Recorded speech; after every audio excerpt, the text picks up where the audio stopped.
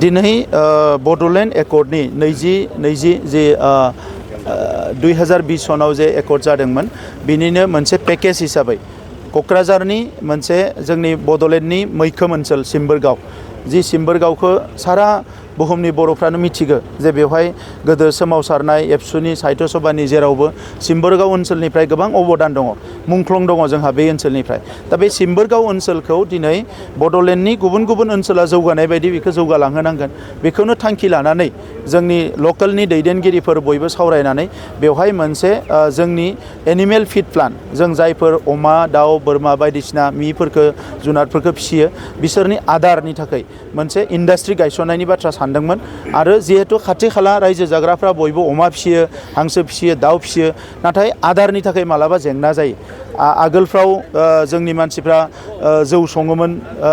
जौ संनानै अमानो जाहोयोमोन थास' थारुन बायदिसिना रुना जाहोयो आथिखालाव एसे खमायलांबाय दा दिनैनि समाव कमार्शियेलि मासे मानै माथाम अमाखौथ' जोंनि आइजोफ्रा ओरैनो फिसिनो हायो नाथाय मासे माथाम माब्रै अमाजों जोंनि रांखान्थिया जौगानाय नङा दा ओंखायनो रांखान्थिखौ नोजोर होनानै जोङो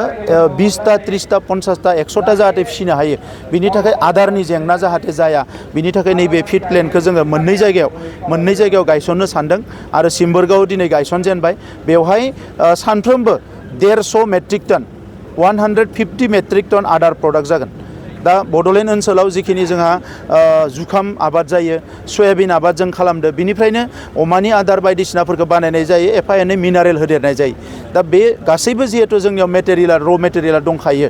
नैबे फिड प्लेनखौ खालामनाय लोगो लोगोनो जोंनि खाथि खालानि मानसिफ्रा खम दामावनो जुनादनि आदारखौ एबा मिफोरनि आदारखौ बायनो मोनगोन बेवहाय मोननै लाब जागोन मोनसे जाबाय बिथांमोना गायनाय जुंखाम बायदिसिनाफोरखौ बे इन्डास्ट्रियाव लाबोना प्रसेस खालामगोन गुबुन मोनसेया जाबाय मा बिनि जि प्रडाक्ट जानाय आदार बेखौ जोंनि माखासे आबादारिफ्रा एबा फार्मार्सफ्रा फार्मिं खालामग्रा मानसिफ्रा बायनानै लांनो हागोन एसे रिजनेबल प्राइसआव दा नंखायनो नैबे जोंनि इक'नमि जोंनि रांखान्थिखौ जौगानायाव नैबे फुड प्लान्टआ जथेस्थ' हेल्प खालामगोन आरो जोङो बेखौ नुहुरदों